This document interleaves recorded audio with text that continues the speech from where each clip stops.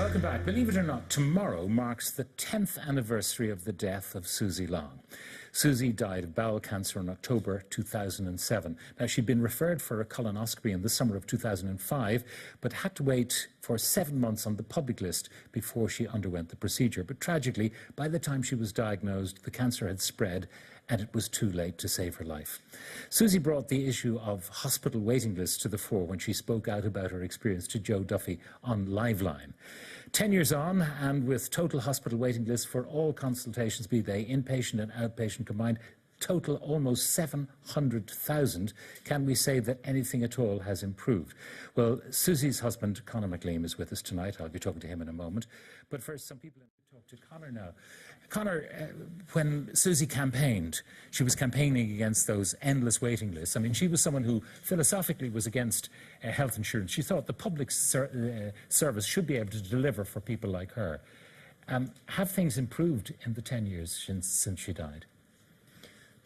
I think when we're talking about a figure of 700,000 or almost, how can you say they've improved?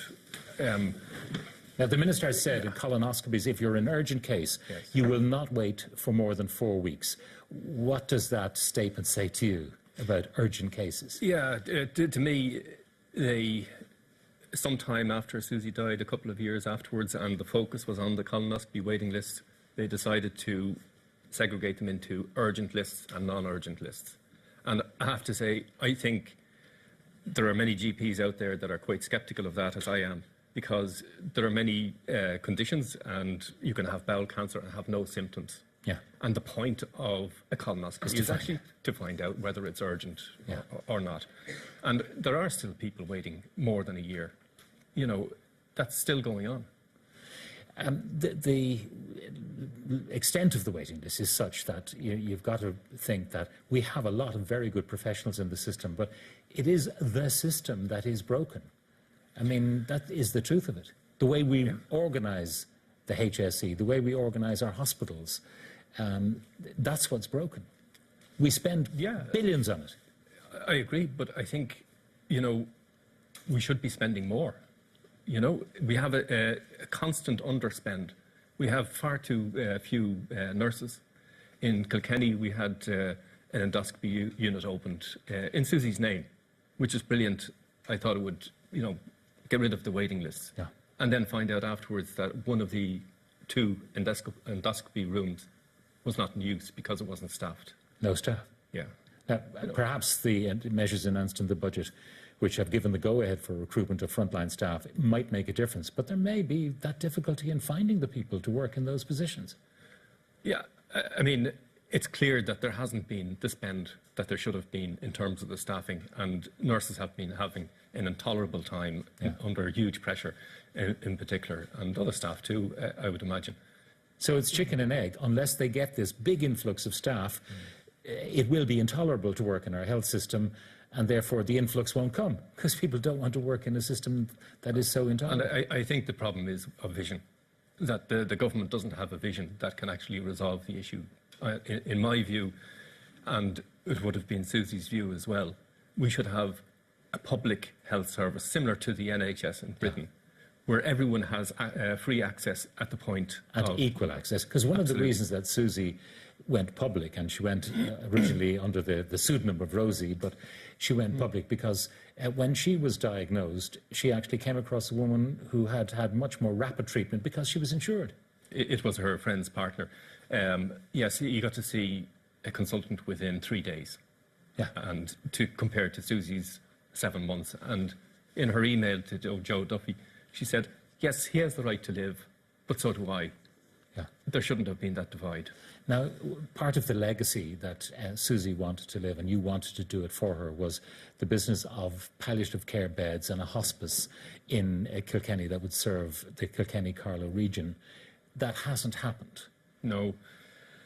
There's tremendous frustration. Many friends of Susie's got together after she died, set up a committee, started fundraising. It was the intention of the HSE, as spelt out in 2009, that they would have a hospice in Kilkenny built by 2013. That report hasn't been disowned, it's been ignored, and we don't have a hospice. 10 years on, people in Carlow and Kilkenny still have to move out of the area to access a hospice, just as Susie had to. Now you raised, what, over 700,000? Where is that money? Unfortunately, it's sitting in a bank, the bulk of it. We have been able to contribute to the hospital for the purchase of special beds for palliative care.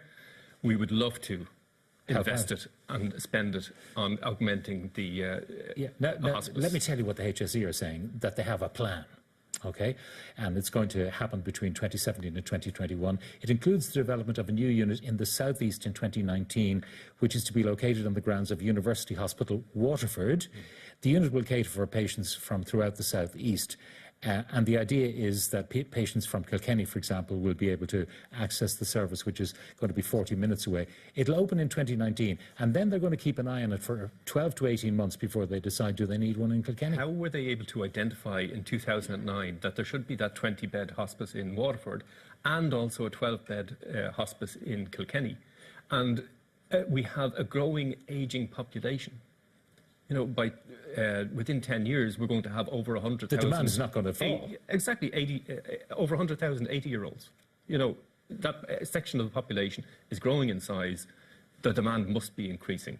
And we have been told by people from St. Luke's Hospital that people are having to move out to get to hospices. Now, for Susie, I mean, she obviously needed palliative care at the end. What would it have meant to be able to have palliative care in your own area rather than having to travel to Dublin? And that was only fortuitous that you were able to avail of that. It was. I'm from Dublin originally. My parents live in Dublin. And we were able to effectively move in with my parents. But I would just have to say that it is so important, and it was such a boon to us as a family to have a period where Susie knew that she was cared for. She was not afraid of death or how she would die, and we were able to have a goodbye over a period of weeks, which, you know, has immense benefit for my children. Yeah. And it would it was close at hand. Yes. Whereas to be a nomad, to be travelling long distances to avail of that service, it could not have been the same then. No, and, you know, I worry that people are going to, even travelling when you're sick, you know, that kind of thing. It's just, it shouldn't be happening. Do you have a message for the Minister tonight? Build a hospice. Carlow Kilkenny needs it. We're not just regionalist in that we believe there should be a hospice in every area.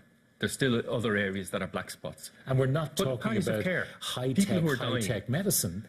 No. It's not about that. It's about pain relief. It's about comfort. It's about just love, really. Yeah. It's about giving people the certainty that they're not going to die in pain or alone or suddenly, you know, without their family near them. It's giving them, it gives a huge amount to people who are dying, to feel that they have some control over their lives again.